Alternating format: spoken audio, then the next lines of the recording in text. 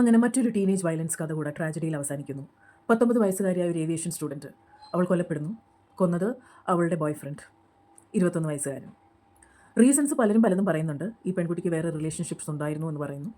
ചെറുക്കൻ മദ്യാസക്തിയിലായിരുന്നു എന്ന് പറയുന്നു. പെട്ടെന്ന് ഇമ്പൾസീവായിട്ട് ചെയ്തൊരു കാര്യമാണെന്ന് പറയുന്നു.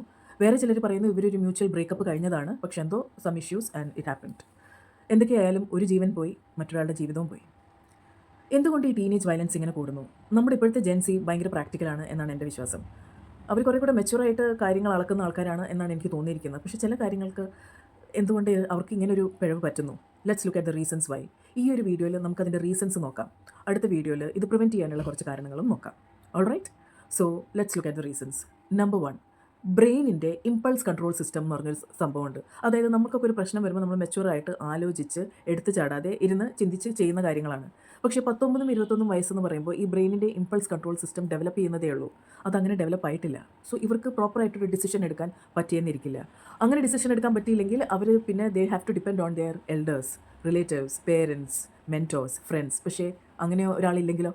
അവരെ മനസ്സിലാക്കും എന്ന് തോന്നുന്ന ആൾക്കാർ ഇല്ല എന്നവർക്ക് തോന്നിയിരുന്നെങ്കിലോ? അതൊന്ന്.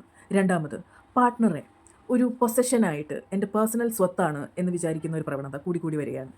പ്രണയത്തിൻ്റെ തുടക്കകാലങ്ങളിലൊക്കെ ഇതൊക്കെ നല്ല രസമാണ്, ത്രില്ല, ഓ സർപ്രൈസ് പൊസസീവ് അബൌട്ട് മീ. പക്ഷേ കുറേ കഴിയുമ്പോൾ അതൊരു ബുദ്ധിമുട്ടായിട്ട് മാറും. ഓക്കെ, ഈ ഒരു ഉപമ ശരിയല്ല ഒരു റിലേഷൻഷിപ്പിനെ ബേസ് ചെയ്ത്. പക്ഷേ എന്നാലും ഞാൻ പറയാം. ഫോർ എക്സാമ്പിൾ, നമുക്ക് ഫേവറേറ്റ് ആയിട്ടുള്ള 3-4 ഡ്രസ്സസ് ഉണ്ട്. പക്ഷേ അതിൽ 2-3 നമ്മളങ്ങനെ യൂസ് ചെയ്യാറില്ല അധികം. പക്ഷേ ഒരാൾ ബോറോ ചെയ്യാൻ കൊടുത്താലും നമുക്ക് കൊടുക്കാൻ ബുദ്ധിമുട്ടായിരിക്കും. Because it's yours, it's very special for you, അല്ലേ? സംടൈംസ് ഒരു മ്യൂച്വൽ ബ്രേക്കപ്പ് കഴിഞ്ഞ് പാർട്ട്നേഴ്സ് മൂവ് ചെയ്താലും ചിലപ്പോൾ സ്വന്തം എക്സ് വേറൊരു കാമുകിയുടെ കൂടെയോ അല്ലെങ്കിൽ if your girl friend has a new lover now, ex girl friend has a new lover, ചിലർക്കത് ഡൈജസ്റ്റ് ചെയ്യാൻ പറ്റില്ല. ബിക്കോസ് അവരുടെ ഉള്ളിൽ ഇറ്റ് ഇസ് മൈ പ്രോപ്പർട്ടി എന്നൊരു തോട്ടുണ്ട്. പിന്നെ ഈ സൊസൈറ്റി പഠിപ്പിക്കുന്ന ഒരു പാഠമുണ്ട്, ലവ് എന്ന് പറഞ്ഞാൽ കൺട്രോൾ. എസ്പെഷ്യലി അവരുടെ എൽഡേഴ്സിൽ നിന്ന് കണ്ട ഒരു പ്രവണതയാണിത്. എൻ്റെ പാർട്ട്ണറെ കൺട്രോൾ ചെയ്യണം, എൻ്റെ ഇഷ്ടങ്ങൾക്കനുസരിച്ച് എൻ്റെ പാർട്ട്ണർ മാറണം, എൻ്റെ പാർട്ട്ണറിൻ്റെ എല്ലാ പാസ്വേഡ്സ്, എല്ലാ പ്രൈവസി ലംഘിക്കുന്ന തരത്തിലുള്ള കാര്യങ്ങൾ, ചാറ്റ്സ്, മെസ്സേജസ് ചെക്ക് ചെയ്യൽ, ഓൺലൈൻ സ്റ്റോക്ക് ചെയ്യുന്നത്, ഇതൊക്കെ എൻ്റെ അധികാരമാണ് എന്ന് വിശ്വസിക്കുന്ന ഒരു പ്രവണത.